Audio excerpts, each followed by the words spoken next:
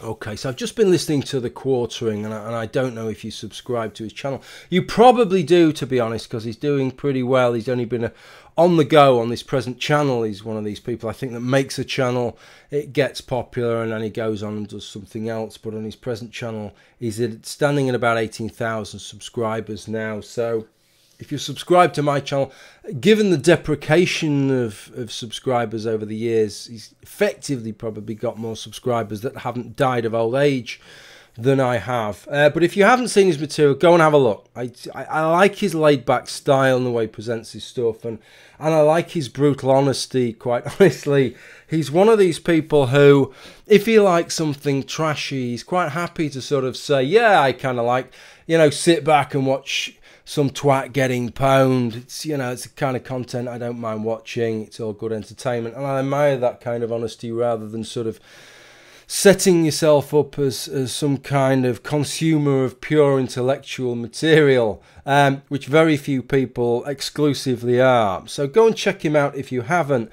But he made a video, Re the Problem with the Skeptic Community, in brackets, Andy Warski, some black guy, Blaire White, and he talks about those three alongside Dave Cullen, his channel Computing Forever. And I found it really interesting, and what he was trying to talk about was the fact that these channels have enjoyed a period of substantial growth, taking them up to about 250,000 subscribers each. And that growth seems to have dwindled somewhat. And he's trying to see what to attribute that to and how these channels are functioning now. And as he points out, that some of the things that they banked upon, their bankers for their success, things seem to have moved on, and perhaps they don't seem to have been able to adjust so much. And I think that's a very valid point.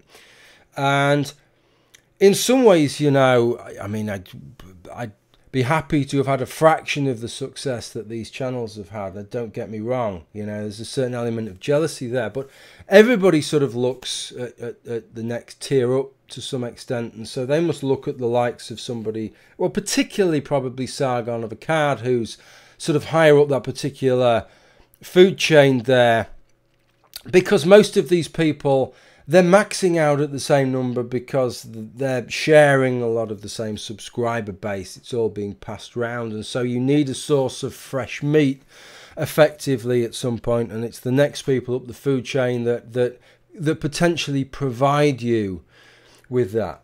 But I think there's a big difference here, because what's limited effectively for me, what concerns me on the basis of these channels, especially that some of them nowadays are involving people doing this for a living, right, which concerns me in and of itself, because I'm not sure that it's sustainable for some people. It takes a certain amount of skill to do this for a living over a longer period of time. If your remit, if effectively you're focusing on political issues, but your remit is particularly narrow, and I think that's been the concern with some of these channels. I don't know about Dave Cullen, because I must admit I don't watch a lot of his stuff, but these other channels, they seem to have quite a narrow remit, and effectively you end up a little bit like some sort of bottom feeder. I don't mean that in a pejorative sense, but a bottom feeder in the ocean, you know, waiting for crumbs of food. You're attached to the rock, waiting for whatever drifts by, and if nothing drifts by on the ocean current, then you're not going to get fed. And the difference that I see between channels like this and a channel like Sargon of Akkad is, whatever you think of Sargon of Akkad, he has a much wider remit. You know, you've got to take your hat off to him that he's somebody that's decided to do this for a living, and he's gone out there and he's expanded the gamut of things that he's capable of talking about. And you can go and look through all the live streams and the conversations that he's held, and some of them you might watch and think he's talking a load of shite, but the fact is that he can sit there and converse with a huge array of people on a huge array of issues, which is some considerable skill to do. And you know, you've got to be pretty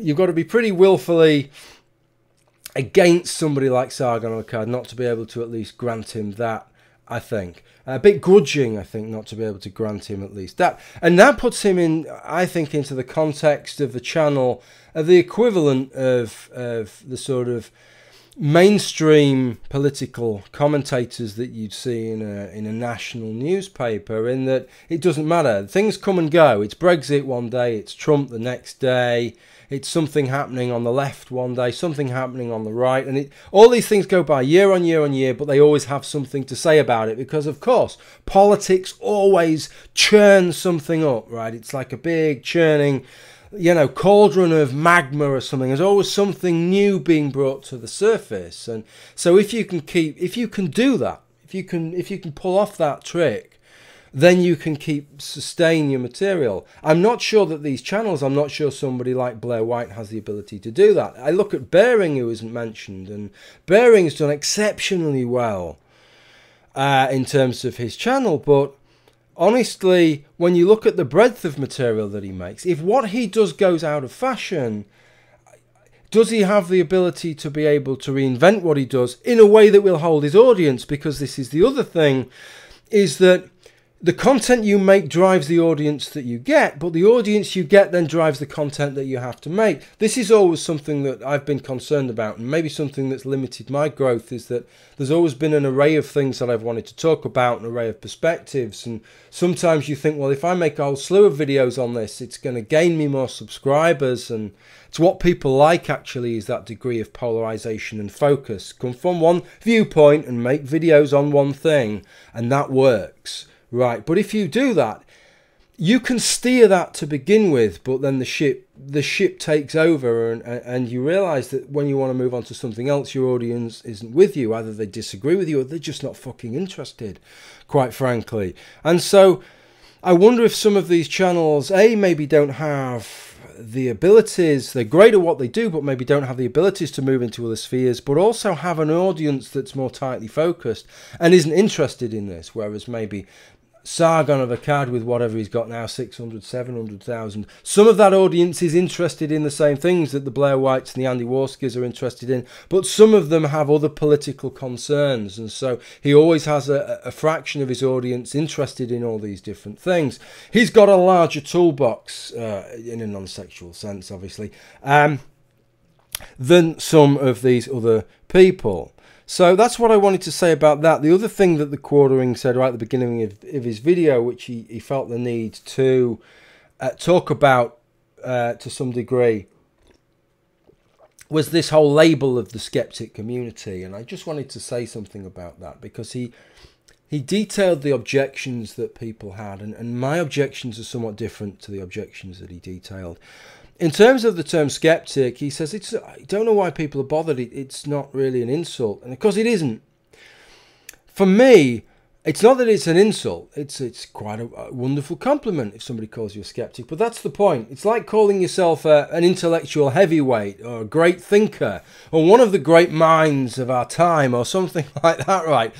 If somebody else wants to call you these things, then that's wonderful. If somebody wants to call me a skeptic, so I think you're a skeptic, right? Or I think you're a great thinker. If anybody wants to do it in comments to this video, by the way, crack on, right? I'll only get a buzz from reading that, but I don't think, honestly, they're terms to apply for yourself. It's for other people to evaluate you and to regard you as a skeptic. It's a compliment.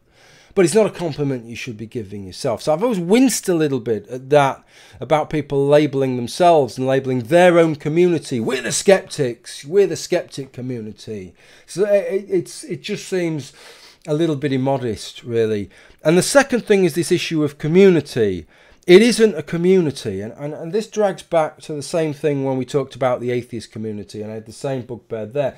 If you talk about the political community in the United Kingdom, that includes people from all the political parties. The political community in the United States would include Republicans and Democrats. They may despise each other in some instances, but that's the political community. You don't talk about the Republican Party as the Republican community and the Democratic Party as the Democratic community. They're the parties, they're the sides, and such as it is here.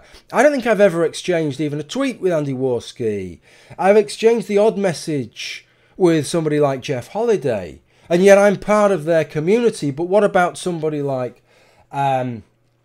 Kevin Logan or Christy Winters, who might have me blocked on every social media known to mankind, but I've had exchanges with this person, right? And my channel has had content based on her content, her channel has had content based on my content, and we're talking in opposition about those same issues, and there is some degree of interaction between us and between our audiences. Surely that makes us part of the same community. And that's the concern that I had back in the days of atheism, because there were theists there. Of course, everybody's heard of Venom Fang X, but there were plenty of other theists involved then back of the time. Yoke Up, Gear Up, Together for Peace, Dower Films. There's lots of them whose names I can't even remember now, who people would say, well, they're part of it. Of course they're part of the community because they're interacting with everybody. And they were more central to that community than a lot of the atheists were. So to call it an atheist community was a misnomer. It was an atheist side. Effectively, it wasn't an atheist community. Okay, that's what I wanted to say about that. If you haven't checked out the Quarterings, I don't know why he's called the Quartering, but anyway, the Quarterings channel, I'll leave you a link down below. Go and have a look. Thank you for watching this video, and bye for now. Where's the off button? Where's the little bastard gone? There it is.